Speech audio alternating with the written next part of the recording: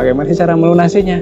Nah itu ya, itu penting. Penting, itu lebih penting, Ya, lebih penting kan. penting. Utangnya nggak usah dipikirin lah. Utang mah kadang-kadang setiap orang pasti mengalami, boleh, ya. boleh saja. Saya nggak pernah sih merasa misalnya, saya bebas utang terus saya paling enggak. Iya, iya. Yang penting utang boleh saja. Bagaimana cara melunasinya? Cara melunasinya itu gampang.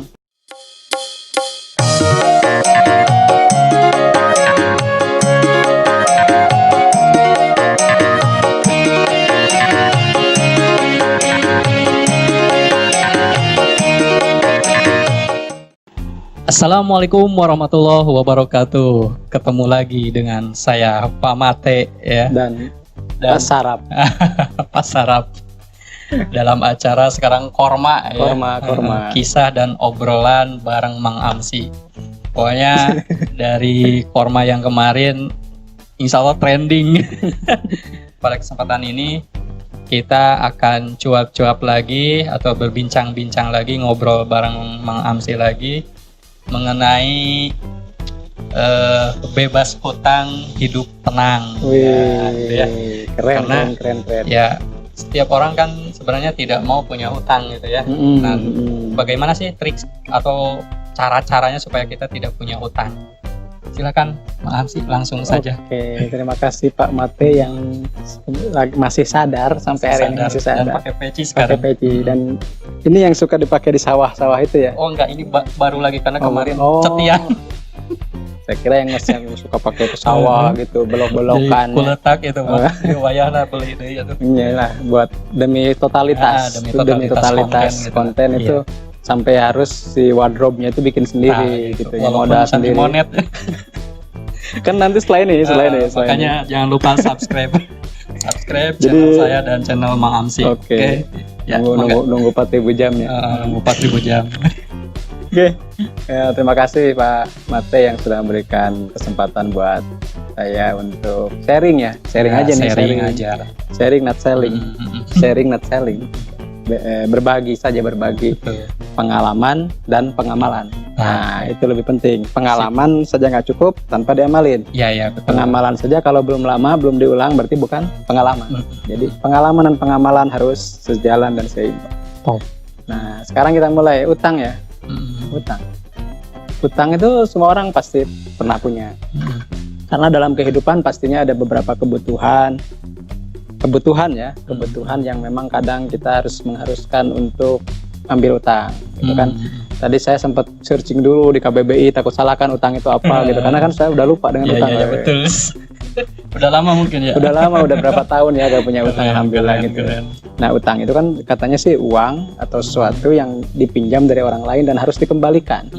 Nah, sesuatu yang uang atau benda atau barang atau harta yang kita pinjam tapi wajib dikembalikan, itu namanya utang, apapun bentuknya. Sampai ketika kita sudah meninggal pun wajib dibayar. Bahkan sebelum warisan dibagikan itu tirkah namanya kan. Tirkah itu kalau kata Pak Agus Ishak Mahali itu guru fikih kita, tirkah itu sesuatu yang ditinggalkan, harta peninggalan. Nah, sebelum harta peninggalan itu dibagikan, itu harus dipotong dulu sama dain, hutang dan wasiat. Jadi sekaya apapun orang kalau masih punya utang, dia hartanya belum bisa dibagikan. Nah, itu kan. Nah, kembali ke utang tadi, sebenarnya sih banyak orang yang berutang itu mungkin karena kebutuhan ya. Karena saya pernah merasakan juga karena kebutuhan. Saya juga saat ini masih punya. Tapi pada akhirnya kadang bergeser juga, bukan karena kebutuhan, karena kebutuhannya sudah tercukupi.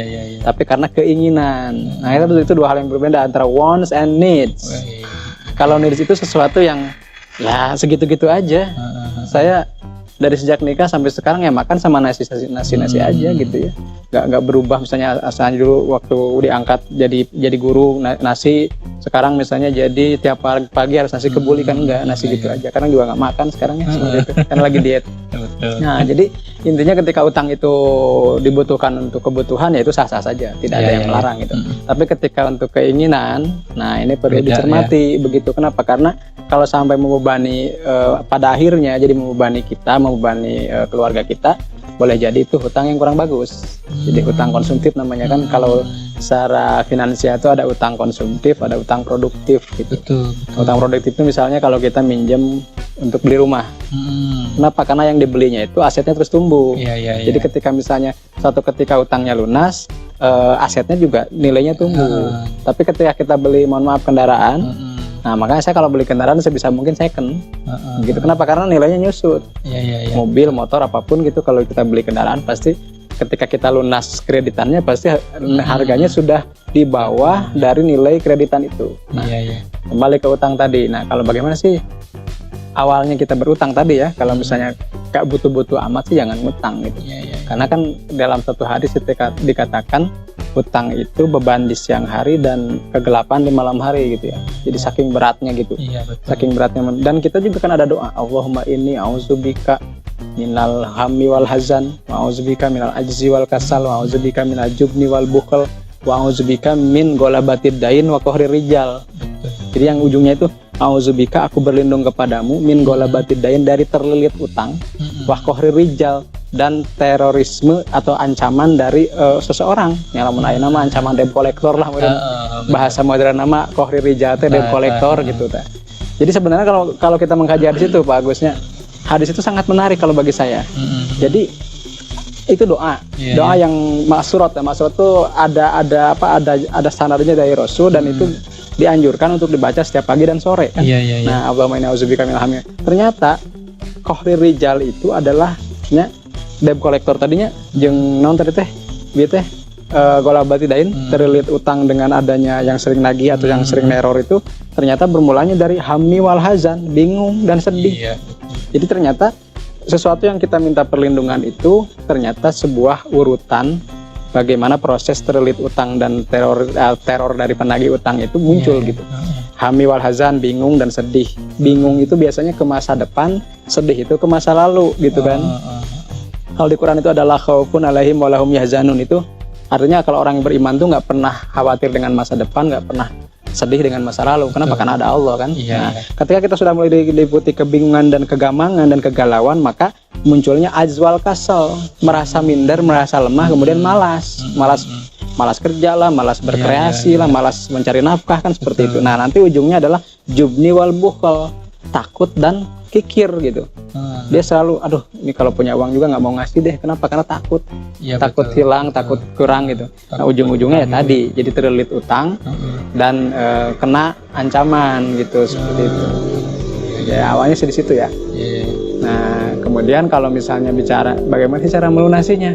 Nah itu ya, itu penting. Itu penting kan. Utangnya nggak usah dipikirin lah. Utang mah kadang-kadang setiap orang pasti boleh saja. Saya nggak pernah sih merasa misalnya, saya bebas utang terus saya paling enggak. Yang penting utang boleh saja. Bagaimana cara melunasinya? Cara melunasinya itu gampang. Cara melunasinya adalah dibayar. Nah, ini nih menarik. Ya betul. Benar nggak? Saya salah nggak? Saya enggak. Saya pikir ada cara yang betul juga Pak. Ya, jadi kan udah suka nanya, Mang sih kok bisa bebas utang, gimana caranya? Dibayar. Bayar, tapi bayar guys. Bayar, karena utang itu sampai kapanpun akan tetap, bahkan nanti di akhir itu ada muflis. Muflis itu orang bangkrut teman-teman. Jadi bagaimana dia misalnya punya utang nggak kebayar sampai meninggal, nah maka dia harus bayar dengan amal baiknya. Amal baiknya. Nah, kalau amal baiknya udah habiskan buat bayar utang, maka dosa yang mengutangkan itu diberikan ke dia. Nah, nanti ada sebuah keterangan, boleh jadi orang yang ibadahnya banyak tapi utangnya banyak nanti jadi bangkrut, jadi loss gitu. Kenapa? Karena tadi jadi bukan hanya rezekinya yang habis, pahalanya juga habis. Makanya menurut saya sih disitulah mungkin kita beribadah itu jangan fokus pada yang sifatnya vertikal aja, tapi juga horizontal. Kan gini, di surah Ali Imran ayat 112 tuh kayak Fahmil Quran. Nanti kan Pak Is kan nggak nonton nih, Pak Is pasti tahu nih ayatnya ya, teman-teman yang suka paham pasti tahu. Di surah Ali Imran ayat 112 itu kan ada ayat begini, duribat alaihimuz zillatu wal maskanatu wa ba'u bi ghadabin minallah illa bihablin minallah wa hablin minan nas gitu. Jadi mereka akan diliputi dengan zillah, kehinaan, wal maskanah, kemiskinan, wa ba'u bi ghadabin, dan akan mendapat murka Allah gitu kan, illa bihablin minallah wa hablin minan nas, kecuali orang-orang yang mau menjalin hubungan vertikal dengan Allah, ibadah ritual, dan menjalin hubungan baik dengan manusia, ibadah sosial. Nah di sini mungkin utang itu lebih ke ibadah sosial. Makanya di keterangan kan banyak di hadis atau di qaul ulama juga, orang kalau ibadahnya bagus tapi kurang berbagus dengan sosialisasi juga boleh jadi nanti nilai ibadahnya berkurang. Nah itu harus seimbang, atau bahkan kalau saya memilih saya lebih suka dengan ibadah sosial Pak. Karena ibadah sosial itu perasaan sombong itu kurang gitu. Maksudnya gini, kalau kita sholat kan biasanya kalau sholat rajin biasanya ada perasaan, ujub gitu, ibadah kita bagus deh gitu kan. Tapi kalau kita misalnya ngasih ke orang banyak, itu ngasih sedekah, ngasih solusi, itu kita berpikirnya santai aja, santai aja. Kenapa? Karena itu kan kita udah biasa nolong orang. Betul. Nah, tapi ternyata ketika kita udah mulai biasa nolong orang itu, ya Allah nolong kita. Karena ada hadits lain gitu kan, wallahu fi aunil abdi makanal abdu fi auni akhihi. Allah akan selalu menolong hambanya ketika hambanya tersebut mau menolong hamba Allah yang lain. Betul. Gitu Pak. Jadi memang harus dibayar ya. Harus dibayar. Nah, tapi itu kan itu Pak pasti. Jadi membayar itu ya kewajiban. Iya. Cuman masalahnya sekarang teman-teman mungkin nanya tipsnya apa. Nah, itu yang penting. Tips cara membayarnya gimana? Tips gitu. Cara membayar hutang gitu ya. Betul. Itu yang biar paling dicari kita itu. Tenang gitu. Tenang. Kan? Nah, sebenarnya kalau ini sharing pengalaman ya. Tapi ini mungkin caranya agak gila. Iya, nggak apa-apa. Saya suka gila. Agak gila gitu kan, karena lebih baik gila deh. Iya gitu. Jadi gila itu singkatan sebenarnya. Giat infak lillahi ta'ala gitu. Keren, mantap. Gila itu, barusan tuh muncul aja itu ya. Gila itu giat. Nanti ada bukunya lah, Amsi lah. Giat infak lillahi ta'ala. Jadi kadang cara gila itu. Nah, saya dulu ketika punya utang, kan kemarin cerita ya di video yang kemarin teman-teman itu kan saya cerita ketika saya mulai belajar saham, saya minjem dan itu karena saya serakah dan nggak tahu malu, itu kan akhirnya bangkrut. Nah, ketika memikirkan bagaimana cara membayar utang itu kan ya lumayan lah ya, diporsir pikiran tuh gimana, bingung muncul gitu. Tapi kok ternyata ini kayaknya utang itu bukan harus selalu dipikirkan bagaimana cara bayarnya, tapi kita serahkan aja. Karena ini kan udah takdir nih. Itu awalnya dulu pasrah dulu deh. Pasrah dulu bahwa ini adalah utang itu takdir. Nah, karena takdir itu termasuk rukun iman yang keenam, ya kita serahin lagi ke yang memberi takdir. Itu yang pertama, sadar dulu bahwa utang itu adalah kita pernah salah. Poin satunya itu ya. Sadar dulu bahwa utang itu adalah takdir dari Allah hakikatnya, dan kita juga mungkin pernah salah dalam mengambil tindakan akhirnya terlilit utang kan seperti itu. Nah, yang kedua, ketika sudah sadar itu kita ingat ke surah Al-Nashrah, Al-Insyirah yang ayat ke-5 ke-6 kalau nggak salah. Wa inna ma'al usri yusran, inna ma'al usri yusron. Nah, itu kan Allah sampai mengulang 2 kali tuh. Iya. Sesungguhnya bersama dengan kesulitan itu akan banyak kemudahan. Betul. Dan sesungguhnya diulang kali. Nah, dalam bahasa Arab itu namanya taukid. Nah, taukid itu biasanya diceritakan kepada orang yang nggak percaya, tapi imbasnya nyata. Jadi sebenarnya beritanya itu benar, tapi karena orang nggak percaya, jadi diperkuat.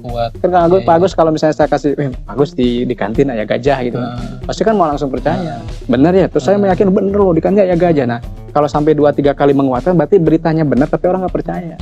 Di Quran juga sama, kalau Allah menggunakan inna, apalagi banyak yang nggak percaya. Banyak nggak percaya, tapi sebenarnya itu realitas, itu hakikat. Nah, kita kembali, saya kaji secara bahasa dulu ya. Jadi inna ma'al usri yusron, sesungguhnya beserta kesulitan itu ada banyak kemudahan. Coba kita kaji.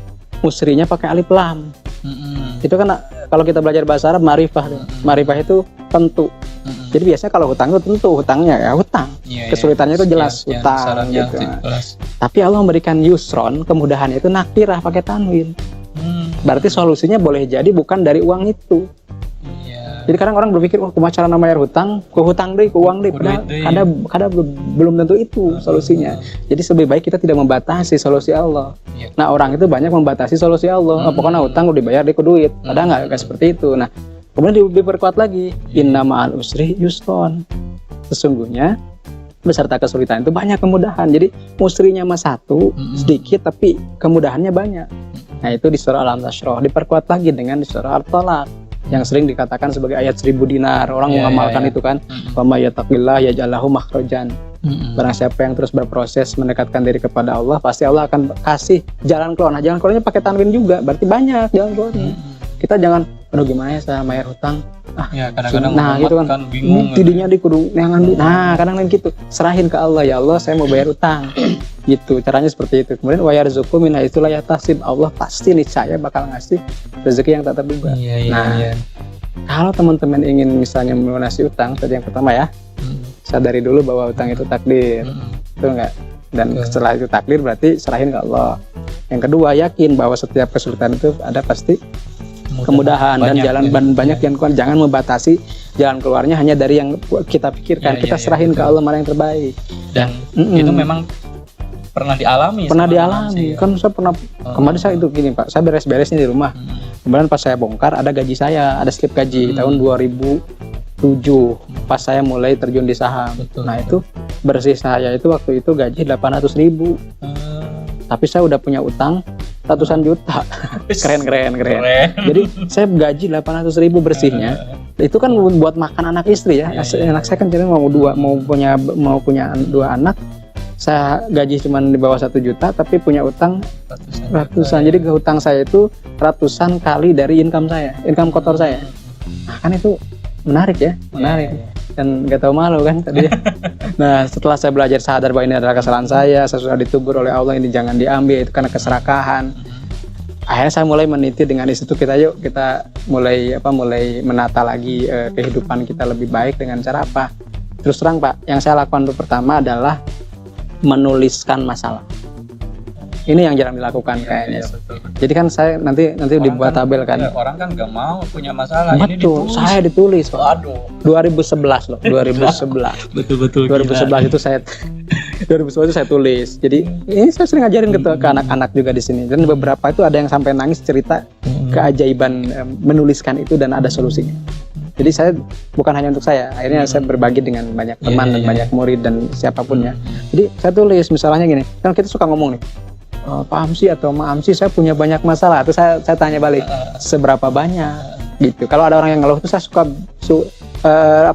tips yang pertama itu beli buku tulis. Coba banyak itu tulis berapa? Tulis. Ternyata pas datang teh cuma salamar gantu. Salamar gantu. Ongkolobannya tapi keinget. Nah ternyata teman-teman saya bilang itu bukan masalah yang banyak, tapi masalahnya besar. Saking besarnya memenuhi memori otak kita. Kan misalnya volume otak kita 100% nih, karena saking anggap banyak itu karena 80% kita mikiran utang misalnya. Nah itu berlaku untuk masalah apapun Pak. Jadi saya disebutnya ada, nanti bikin 2 kolom ya, nanti mungkin bisa di YouTube-nya dibuat tabel gitu, ada kolom kontras, kolom kejelasan. Saya belajarnya dari banyak orang ya, dari Pak RB Sentanu yang kuantum ikhlas, dari Michael Losier yang law of attraction, kemudian siapa lupa ada Lois ya, banyak lah. Nah itu saya tulis. Jadi misalnya ya masalah itu saya punya utang 100 juta, itu kan masalah tuh. Saya belum menikah, saya pingin kuliah tapi orang tua melarang, itu kan masalah. Kalau anak-anak kan itulah masalahnya. Dulu kan saya pernah membuat solusi ke anak-anak yang pingin kuliah tapi dia terkendala orang tua, dan ternyata dengan mempraktikkan ini ada sebagian yang alhamdulillah akhirnya jadi lulus bisa kuliah. Nah tadi saya juga itu, saya punya utang ratusan juta gitu kan. Nah saya tulis itu kan masalah ya. Nah langkah keduanya adalah mencoret masalah itu, coret. Nah dicoret, di sampingnya ditulis solusinya. Saya utang saya lunas. Nah dan kemudian ketika membuat solusi ini diusahakan katanya itu yang positif Pak. Jadi gini misalnya, saya ini miskin, itu kan masalah tuh. Kemudian kejelasannya bukan saya ini tidak miskin, jangan. Karena masih ada kata miskinnya. Jadi jangan ada kata itunya ya. Karena gini Pak, negatif. Pak Agus jangan pernah sekali-kali memikirkan dalam pikiran Pak Agus ada gajah. Apa yang Pak Agus pikirkan? Gajah. Padahal saya milih saya nyuruhnya tadi. Tolong mikir itu. Nah jadi the power of wording itu sangat kuat dalam berdoa. Nah ini kadang yang mungkin belum disadari banyak orang. Betul nggak? Nah jadi ketika tadi misalnya utang saya lunas, jangan misalnya saya bisa lunas utangnya yang di ujung, jangan. Itu berpengaruh Pak. Mungkin sih Bang ngomong gitu doang berpengaruh, tapi baru rasakan aja dalam 30 hari. Nah gitu. Nah setelah kita nulis solusinya, kita bawa tuh solusi itu ke doa.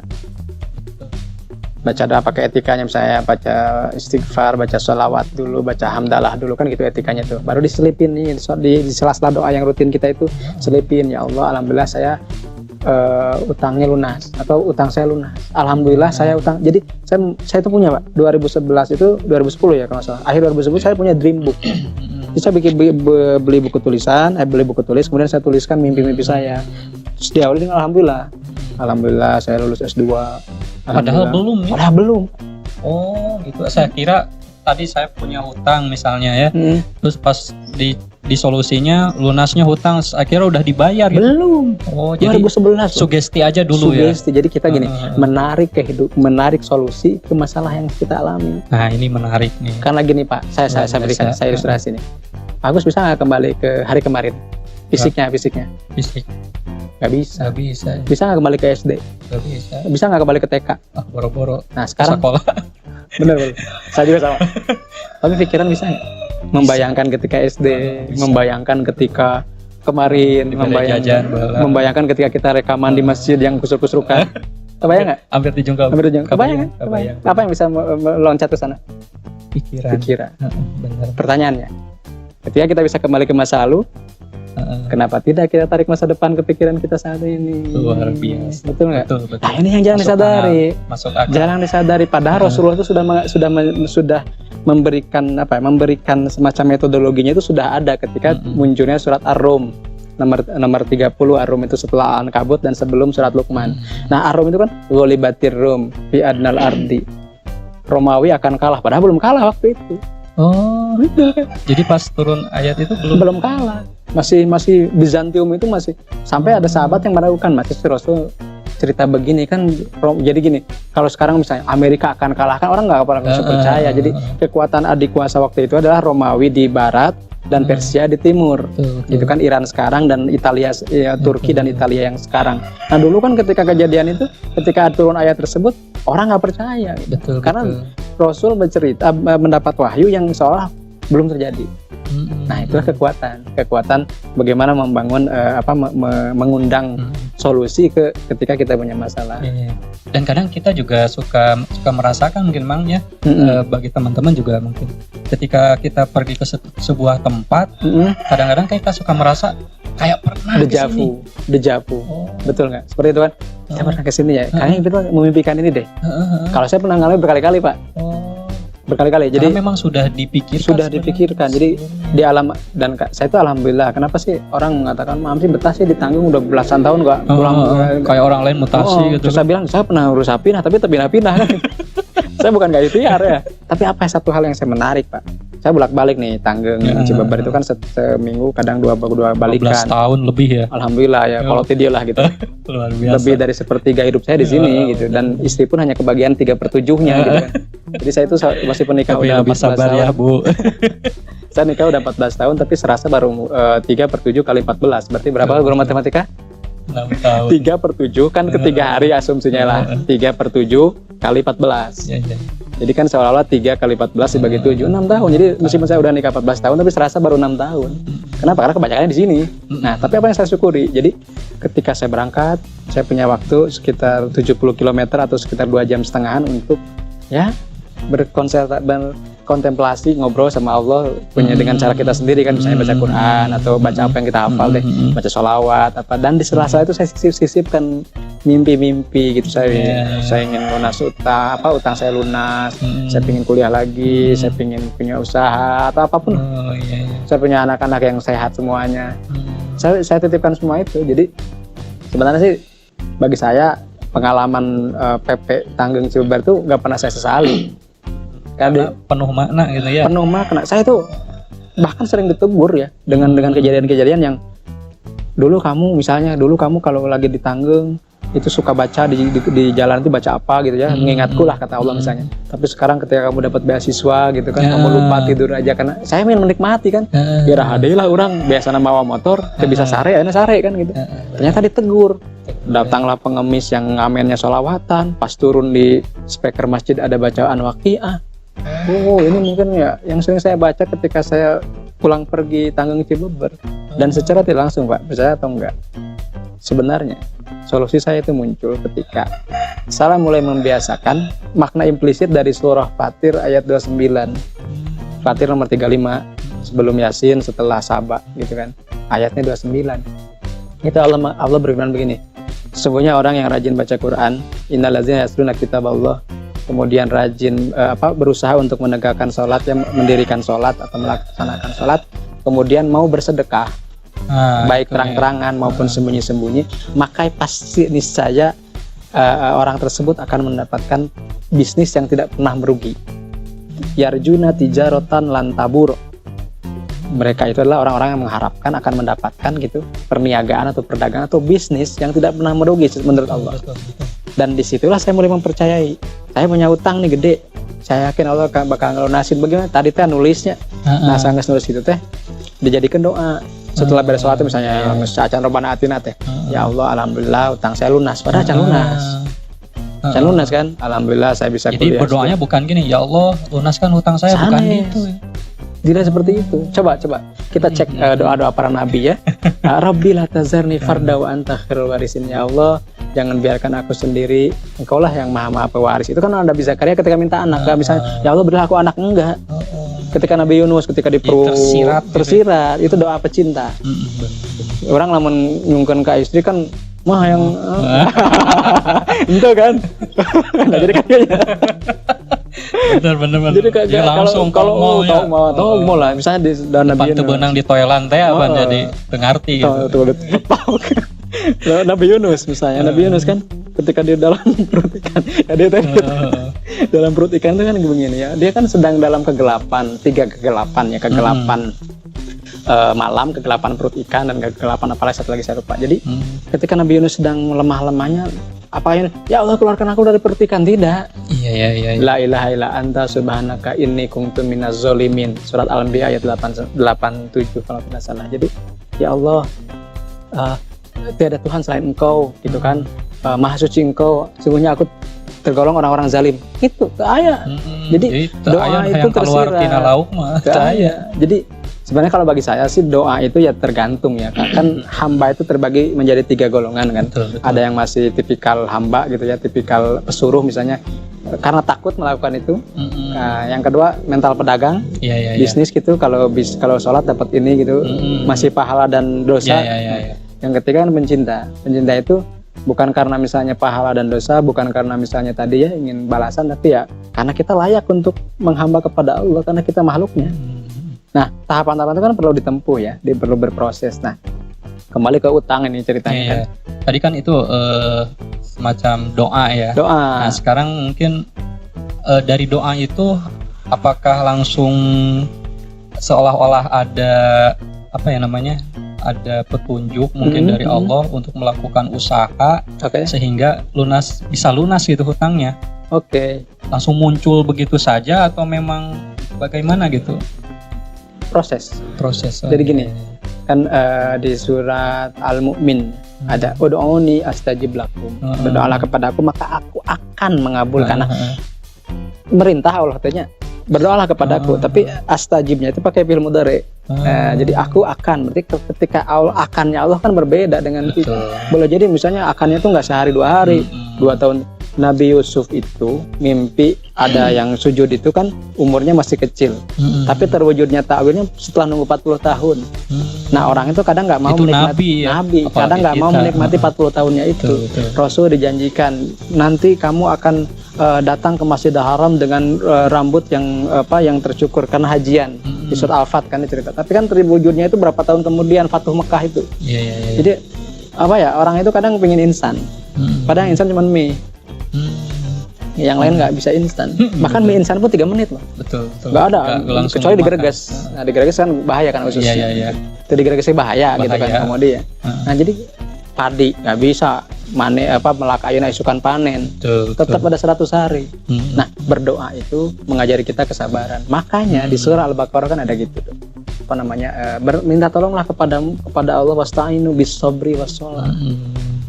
Ayat 45 tuh, dengan sabar dan sholat. Wa inna hatah, kedua hal eta teh la kabirotun, pas terasa berat. Illa alal khasyin, kecuali kepada orang-orang yang khusyuk. Nah, khusyuk itu didefinisikan di ayat berikutnya, ayat 46. Allazina yazunnuna, orang-orang yang meyakini annahum mulaqu rabbihim, bahwa mereka akan menjumpai, akan menemukan jawaban dari Allah, gitu kan. Allazina annahum mulaqu rabbihim wa annahum ilaihim raji'un, dan mereka yakin akan kembali kepada Allah. Jadi kuncinya di situ, Pak. Betul. Kuncinya ketika kita meminta tolong kepada Allah itu dengan kesabaran. Nah sabarnya itu didahulukan daripada sholat. Kenapa? Karena sabar itu nggak ada waktunya.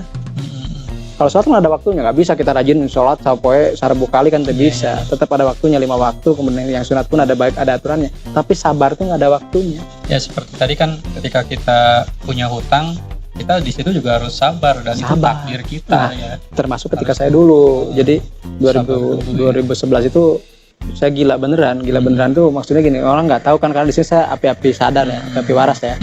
Tapi kan ketika di jalan tuh saya kegilaan tuh jadi ya Allah, alhamdulillah saya utang saya lunas, alhamdulillah saya bisa kuliah lagi, alhamdulillah saya bisa dekat dengan anak istri, alhamdulillah banyak Makanya ketika mohon maaf ya ketika terjadi wabah ini mungkin jawaban doa saya sih sebenarnya. Jadi saya kan pernah memimpikan dekat dengan anak dan istri gitu kan. Nah, sekarang kan 4 bulan dengan anak dan istri terus. Jadi ini boleh jadi doa. Tapi saya diam aja gitu karena kalau saya ngomong kan wah sih mau benar di atas doa terbalik. Padahal kan ya saya nikmati aja. Saya nggak pernah menyesali apapun. Sesuatu ya. Dan itu kan ya saya juga ketika sekarangnya di masa-masa ini kan banyak undangan yang memungkinkan saya bisa ngisi dalam satu hari bisa 3-4 kali di tempat yang berbeda pulau bahkan. Nah seperti itu kan saya nikmati sebagai ya ini mungkin Allah yang memberikan kepada kita.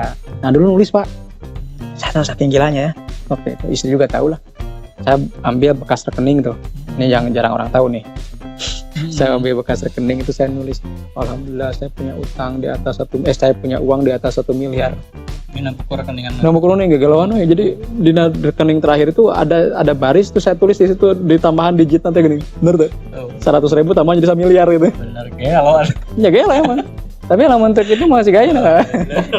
Saya pernah cerita nih, banyak cerita saya di blog mengamsi.com. Jadi saya menguji kemurahan Allah dengan cara sedekah. Nah orang lagi butuh saya kasih. Ternyata itu besoknya saya diberi berpuluh kali lipat. Nah setelah itu saya ngomong ke istri, Bu, setelah ini 2011-2012 sewaktu-waktu masih punya utang.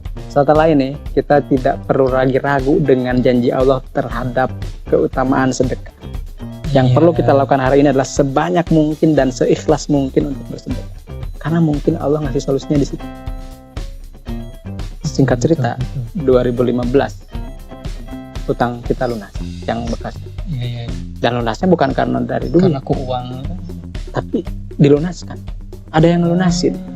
Ya itulah janji Allah kan. Janji Allah. Kita nggak fokus lagi dengan tujuan, tapi kita berproses aja. Belajar sedekah, belajar ibadah lah gitunya, meningkatkan ibadah meskipun ya orang mungkin niatnya maaf sih, naon sih ibadahnya. Banyak kemudahan gitu, tidak selalu kalau kita punya hutang uang dibayar dengan uang. Betul. Gitu. Kadang dilunaskan.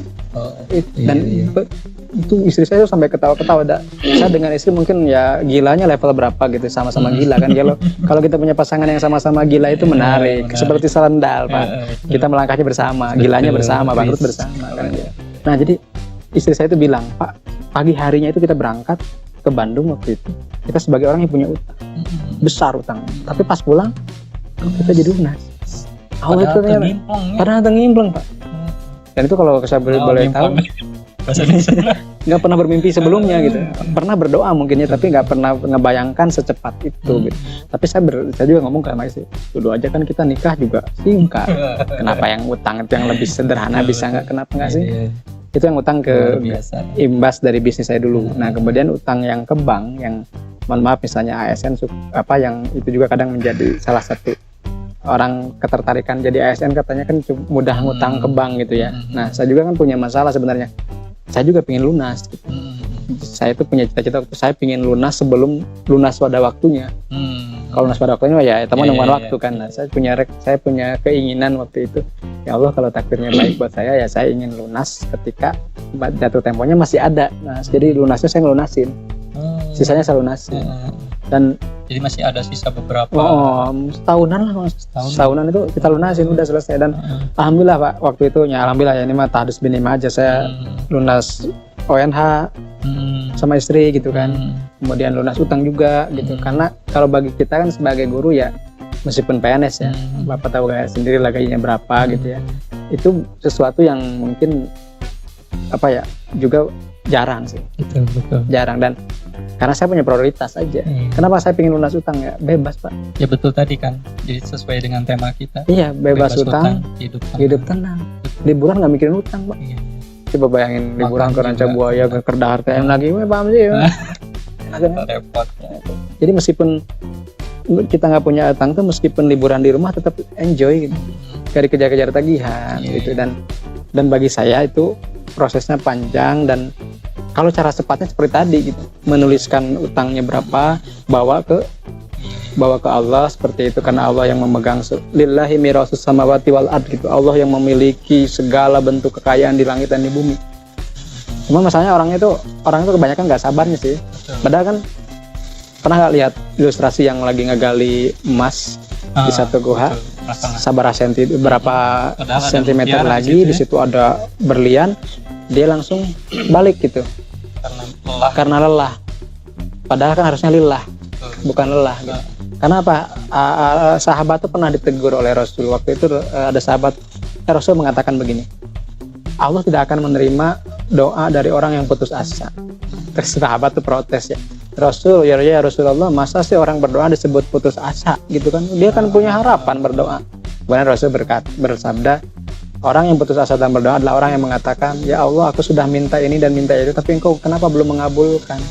Itu adalah orang putus asa. Itulah pembunuh doa. Ya kadang kan, ya saya sendiri kadang-kadang seperti itu. Pembunuh doa apa? Ketika berdoa, ya Allah, kenapa gitu? Kadang-kadang berpikir, apa dosa saya padahal loba deh. Jadi dosa saya tenaon, ya Allah. Jadi gitu, dalam teori doa itu ada ABR. Ask, believe, receive. Nah, jadi orang asnya itu lancar. Ya Allah, saya minta ini. Ya Allah, saya pengen ini, tuh lancar. Believe-nya mulai ragu tuh. Benar nggak ya saya bisa kayak gini? Nah, itu believe. Receive-nya lebih membutuhkan skill lagi. Kenapa? Karena receive itu menerima soal itu sudah ada, Pak. Visualisasi. Nah, saya berikan ilustrasi. Ilustrasinya gini. Ada sebuah kaleng.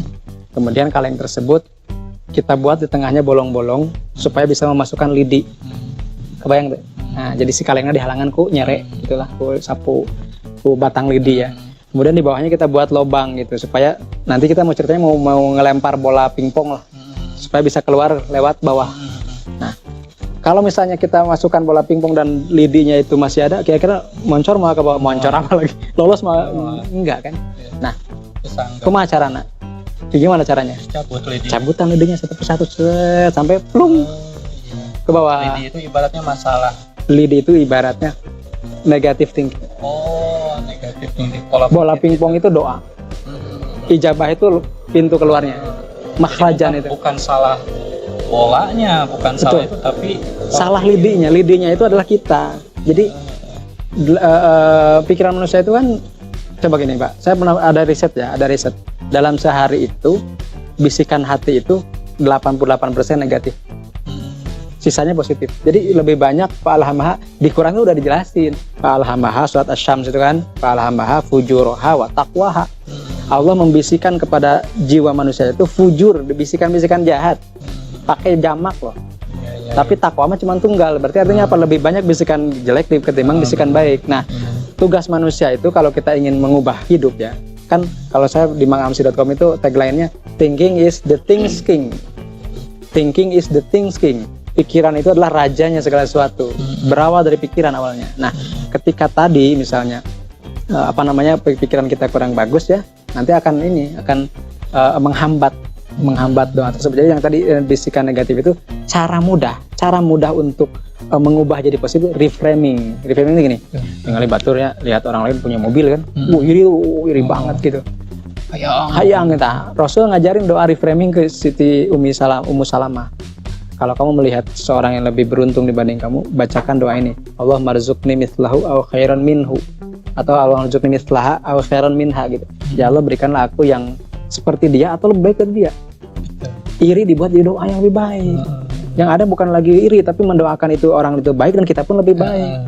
Kan itulah reframing.